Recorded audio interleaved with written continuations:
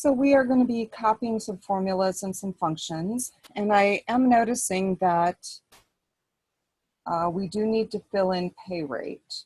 So I think we're going to do that first. We're going to key in, and this is in cell K5. I'm going to do 10.25. And there are a lot of different ways that we can get 1025 into the rest of the cells. We can just use the fill handle, which to me is the easiest. We could also copy and paste, which isn't quite as easy.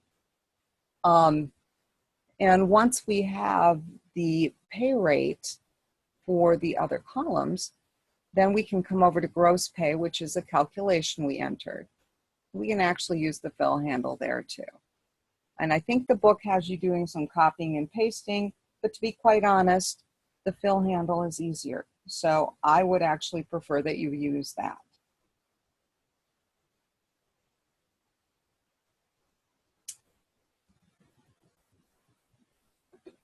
Okay, and if you remember for total hours, we kind of manually did these.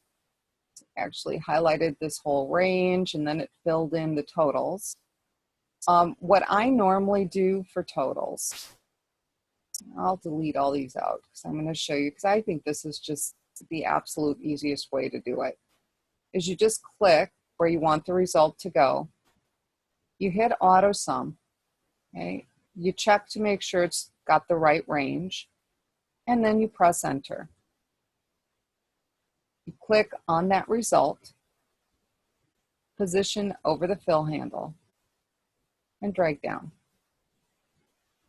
That to me is by far the easiest way to generate these totals. So down in C13, we have the sum function. We are going to position over the fill, and we will drag that across. And we're actually going to go all the way across, including gross pay, because this is going to give us the grand total for gross pay. And what I would expect is for our gross pay to match what the book has, because this is the figure that you want to check. And mine does, and that means that I entered all of these numbers correctly. Now what happens if yours doesn't match? Then I would go below each column and check your number, figure out which total doesn't match, and then you can kind of go up and compare individual cell values.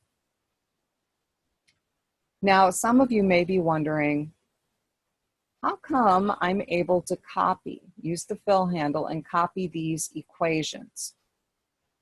The reason you can do that is because Excel is smart enough to know if we're looking at column C and I'm copying over to column D, it needs to adjust the cell references to column D. When I copy from column D to column E, it adjusts the cell references. This is called relative cell addressing, and that is built into Excel to allow you to copy your calculations. You can copy formulas and functions because of relative cell addressing. So at this point, we have all of the data in our spreadsheet. So we're going to click on Save. And our next task is going to be some minor editing. And after that, we will do just a little bit of formatting to improve the appearance.